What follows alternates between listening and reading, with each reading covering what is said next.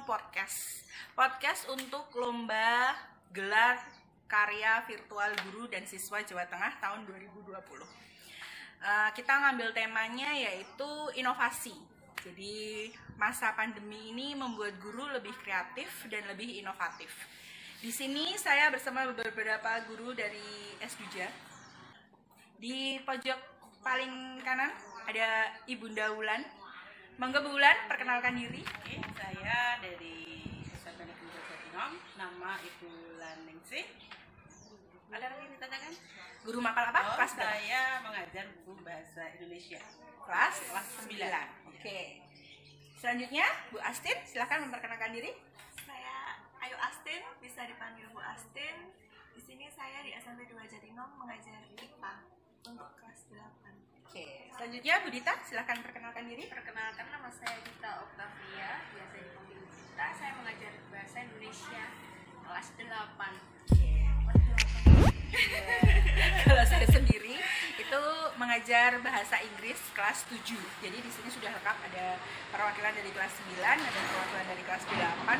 Kelas 8-nya ada yang rumit IPA, ada yang agak sedikit santai sama yaitu bahasa.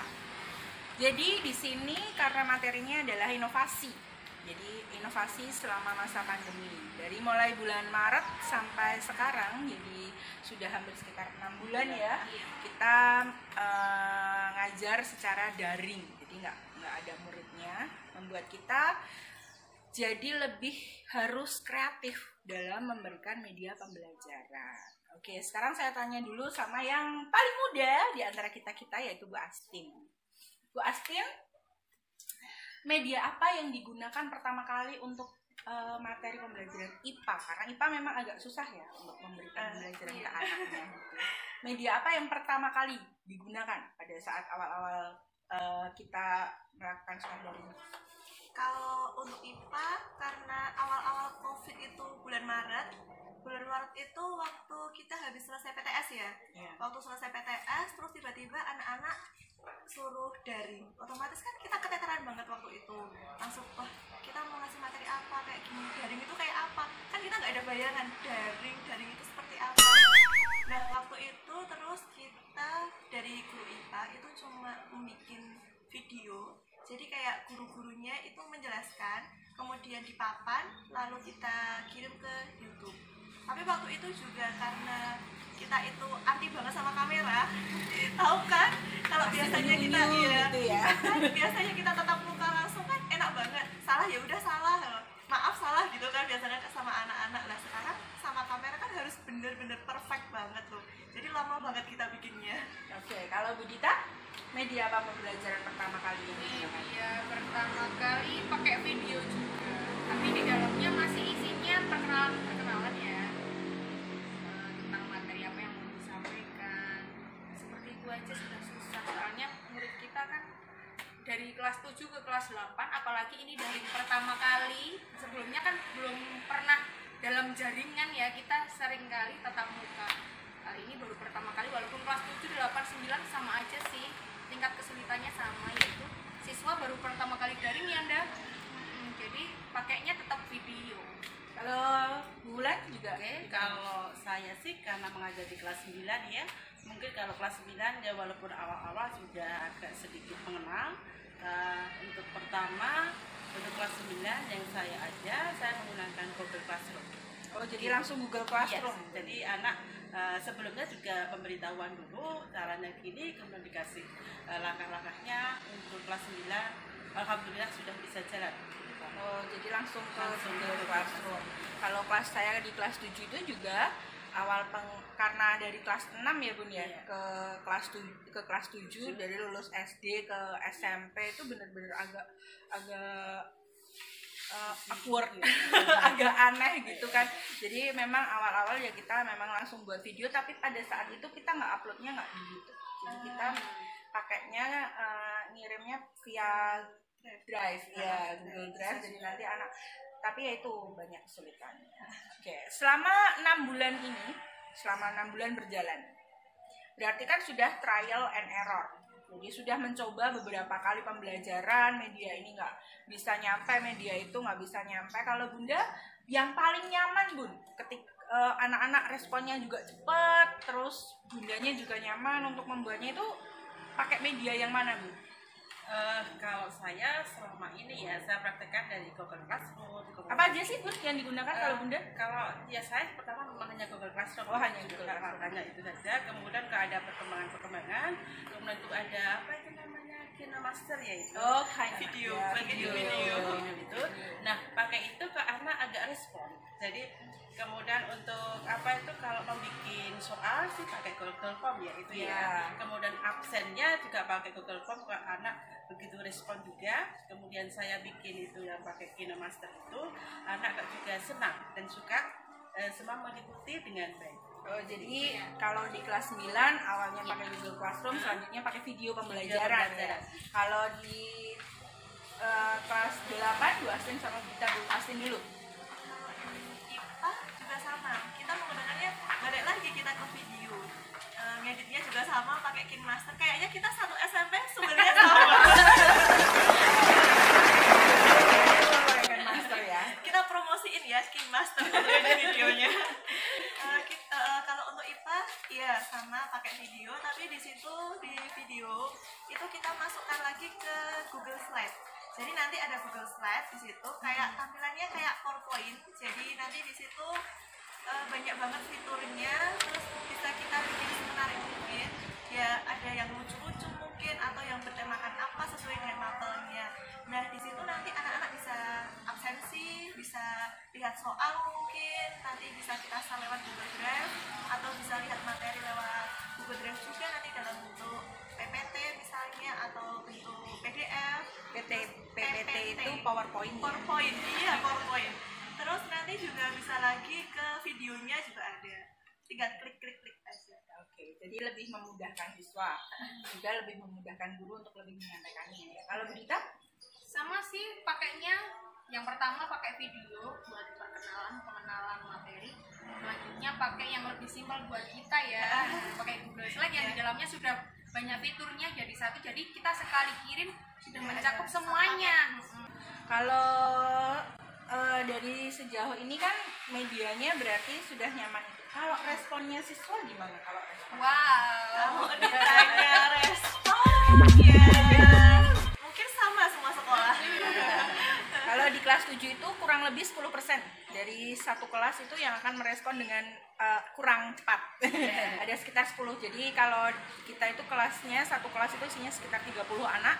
Jadi kemungkinan ada 3 sampai 4 orang anak yang dia akan menjawabnya terlambat. Kendala sinyal. Iya, karena memang banyak sekali permasalahan. Yang pertama sinyal, terus ada juga yang kuota HP-nya juga tidak support, karena untuk Google Drive itu memang harus dengan yang handphonenya support banget. Kalau yang handphone kayak RAM-nya rendah dan lain-lain itu memang agak susah ya gitu. Jadi kalau untuk respon anak seperti itu. Kalau dari guru sendiri, media yang dari bikin media sama tatap muka sebenarnya enakan mana sih? Enak bikin media. Dari guru muda ya, dari guru muda yang sukanya dolan itu katanya lebih suka yang bikin media. Soalnya kita daring itu bisa ditinggal kemana-mana. Semakin kesini semakin nyaman. 6 bulan ya, 6 bulan loh. Ini udah kayak mau lahiran. Waduh. Dan kita yang lebih nyaman pakai itu soalnya kita bisa nyambi, ya, istilahnya bisa sambil dolan, bisa ngajar, bisa sambil masak, bisa ngajar. Apalagi yang udah punya anak. Belum tentu. Barangkali Bunda nyamannya tatap muka, kalau Bunda nyamannya apa Bunda? Kalau saya sih nyamannya kayaknya tatap muka juga deh. Ayo. Kasih tahu Bun. Langsung dia. Jadi tahu persis anaknya itu gimana. Iya.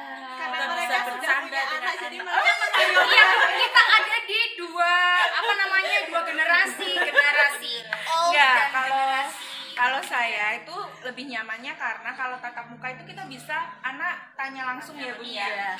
Lebih bisa, misalnya ada soal yang sulit itu kita bisa repeat Untuk pelatihannya tuh dikasih bisa lebih banyak. Tapi kalau nggak tatap muka kayak gini, anak juga akan nggak bakal nanya. Mereka akan lebih, misalnya untuk ngerjain, misalnya mereka akan lebih cari ke Google atau ke modul yang memang beberapa guru memang menggunakan modul karena memang pembelajarannya memang harus disampaikan dengan cara tertulis. Kasih tugas mereka spam aja. Ya, kalau kasih tugas biasanya di spam. Nah, ini yang membuat saya sama Bunda nih terutama yang lebih suka tatap muka daripada mereka berdua. Maaf, daring itu kita 1 minggu hanya 1 kali ya, Bu. Iya. Sedangkan kalau tatap muka bahasa Indonesia kelas 9 berapa jam, Bu? 6 jam. Oh, sama ya? Iya, sama. sama. Bahasa Indonesia semua 6 jam. 6 jam. Iya. Jadi dalam 1 minggu 6 jam pelajaran kan kita bisa explore banyak. Anak-anak juga kemampuannya bisa ditingkatkan. Kalau IPA berapa jam? 5 jam. 5 jam bisa buat praktek, bisa buat pelatihan soal dan lain-lain. Sedangkan kalau buat media atau pembelajaran daring itu hanya 1 kali aja. 1 kali tatap muka tuh harus materinya tersampaikan, soalnya juga harus dapat. Prakteknya susah itu. Iya. Nanti. Nggak bisa. Kalau IPA prakteknya ya yang agak keteteran ya. Iya. Jadi meskipun di PP nomor 48 itu sudah sebenarnya udah dikasih tahu ya, di peraturan pemerintahnya itu sebenarnya udah dikasih tahu bahwa tidak usah menargetkan waktu atau tidak usah menargetkan kemampuan siswa. Tapi kan sebagai guru kita harus kurikulumnya harus nyampe gitu. Tanggung jawabnya itu anak harus sampai. Lah, itu yang membuat media ini jadi kemerungsung, apa sih? Tergesa-gesa harus selesai saat itu juga. Jadi kita harus ngejar materi. 1 minggu harus video itu sudah harus nyampe semuanya. Padahal kita nggak tahu anak itu di rumah ngapain, anak itu nyampe enggak, paham enggak, gitu-gitu. Jadi sebenarnya ada plus minusnya juga, tetap sama. Tapi kalau dari segi media, kalau Bunda kan jelas tadi udah sampai sekarang juga masih pakai 2 itu ya, Bunda? Iya, pakai itu. Pakai Google Classroom sama pakai video pembelajaran. Untuk teman-teman yang menggunakan medianya yang maba, dari awal pembuatan berapa lama? Terus sekarang buatnya berapa lama? Ada perubahan nggak atau gimana gitu? Iya. Banyak sekali. Karena trial and error itu tadi ya. Dari awal pembuatan mesti membutuhkan waktu berulang-ulang, berhari-hari. Soalnya syutingnya beberapa kali tag ya, dan gitu. Dari semula kalau saya bikin video sampai nulis materi, bikin materi semuanya itu bisa sampai 2-3 hari lah. Ngeditnya itu pun sampai malam-malam, kurang sempurna lah, kurang inilah, kurang itu, suaranya kurang muncul. Apalagi kita kan bukan dari kalangan pencinta IT ya, jadi kesulitannya ada di situ, susah banget. Terus semakin kesini bikinnya nanti malam bikin, besok pagi udah nggak ngajar. Udah mulai udah mulai pro.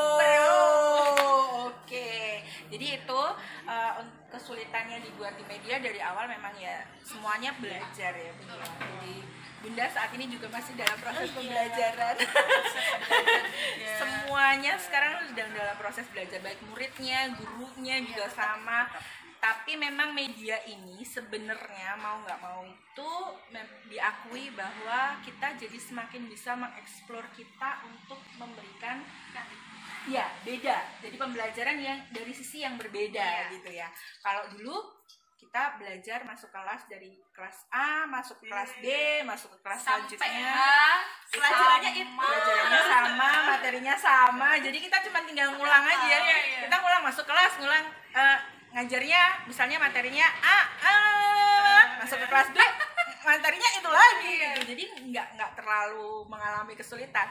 Kalau sekarang gitu dalam 1 minggu kita harus buat materinya, harus ngoreksi, harus buat soalnya dan lain-lain, itu hanya dalam waktu 1 minggu aja. Kalau kemarin-kemarin kan enggak, 1 minggu ini kita buat materi, terus ulangannya yang penting kurikulumnya tersampaikan. Kalau sekarang mau nggak mau di tenggat waktu kurikulum harus sampai, anak kita nggak bisa memaksa anak pahamnya sampai di mana, mengertinya sampai di mana, kita nggak bisa. Oke. Sekian podcast dari kita, semoga bisa memberi manfaat buat teman-teman di luar sana, bahwa media kita memang harus belajar materinya, jadi lebih kreatif gurunya, lebih inovatif lagi, karena memang daring itu membuat kita semua belajar, gurunya belajar, muridnya juga belajar. Oke, sekian podcast dari kita, dari para guru-guru S2J. Untuk semoga doakan ya kita menang dalam lomba gelar karya virtual guru dan siswa Jawa Tengah tahun 2020. Assalamualaikum.